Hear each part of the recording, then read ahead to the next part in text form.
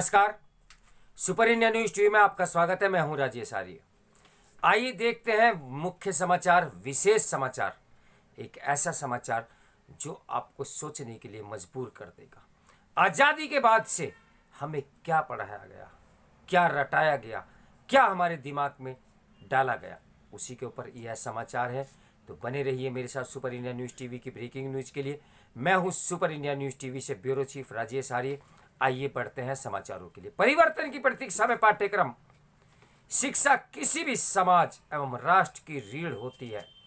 उसी पर राष्ट्र और उसकी भावी पीढ़ियों का भविष्य निर्भर करता है।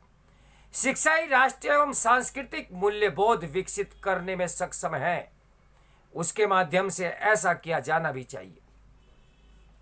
स्वतंत्रता प्राप्ति के पश्चात भी दुर्भाग्य से शिक्षा तंत्र पर वामपंथी छंदम, पथ निरपेक्षवादी एवं मैकाले प्रेरित मानसिकता ही हावी रही है। इतनी कि आज भी उसका विश्वमन शैक्षिक सामाजिक परिवेश को न केवल विषक्त बनाता है अपितु विभाजन रेखाओं को और चौड़ा कर जाता है। उन्होंने बड़ी कुशलता एवं कुटिलता से युवा पीढ़ियों को अपनी जड़ों, परंपराओं, जीवन मूल्यों और मान बिंदुओं से पृथक करने का बौद्धिक षड्यंत्र किया है। शिक्षा का अभारतीयकरण ही भारत की अधिकांश समस्याओं का मूल और भारतीयकरण की एकमात्र निवारण है।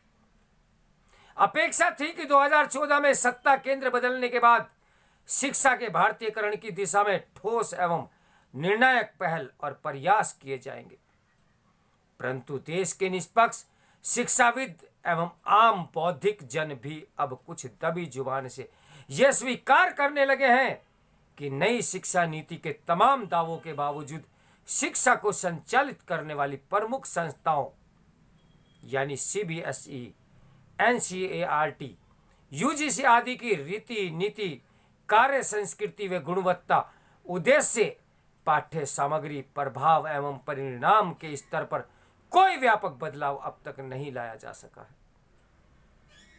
हाल में ही केंद्रीय माध्यमिक शिक्षा बोर्ड CBSE की कक्षा 12 की परीक्षा में समाजशास्त्र विषय में आपत्तिजनक प्रश्न पूछा गया कि वर्ष 2002 में गुजरात में बड़े पैमाने पर मुस्लिम विरोधी हिंसा किस सरकार के कार्यकाल में हुई। उससे यही पुष्टि होती है कि पूर्व की तरह आज भी निहित स्वार्थों एवं वैचारिक दुराग्रह से बंधे वामपंथी बुद्धिजीवी, अवसरवादी, नौकरशाह आदि ही शिक्षा की रीति, नीति एवं दिशा और दशा तय कर रहे हैं। शिक्षा के भारतीयकरण से के सबसे अधिक गंभीर प्रयास तो 1998 से 2004 के दौरान राजग की गठबंधन सरकार में किए गए। ऐसा नहीं है कि CBSE की यह चूक केवल प्रश्न पत्र के स्तर पर है।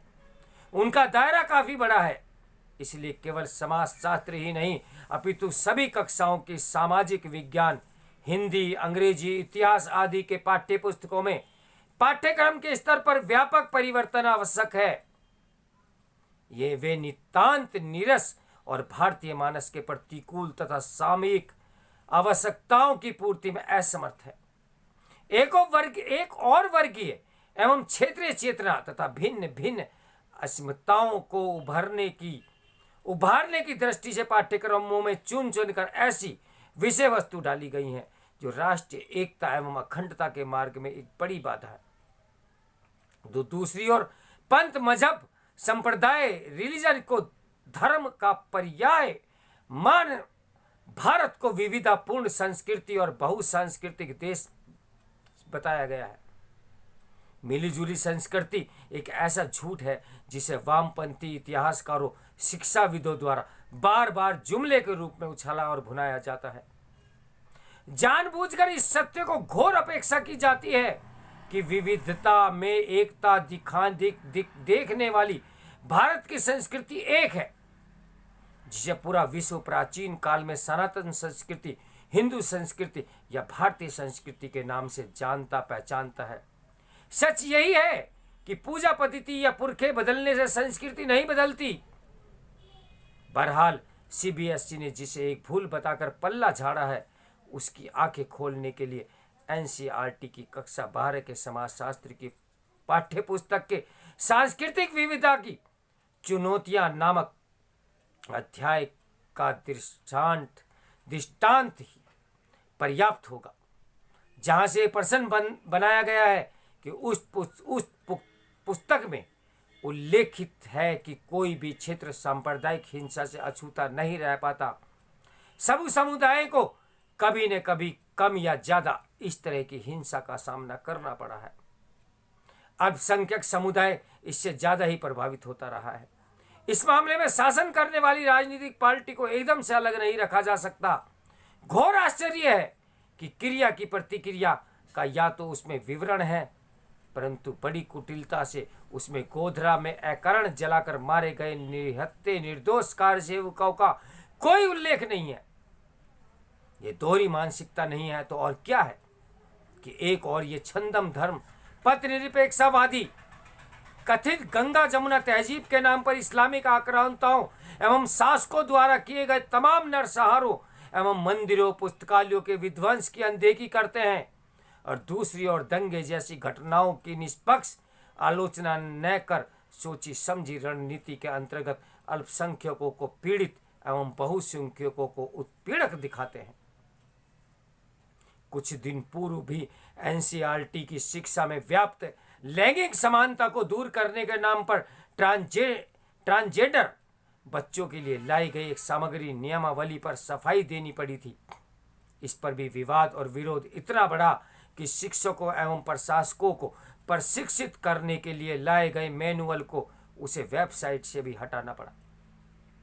वस्तुतः एनसीईआरटी सीबीएसई या अन्य शैक्षिक संस्थाओं को ऐसी असहज स्थितियों का सामना इसलिए करना पड़ रहा है क्योंकि सत्ता बदलते ही पाला बदलने की कला में सिद्धास्त कलाबाज आज भी तंत्र और संस्थाओं में गहरी पैठ बनाए हुए हैं।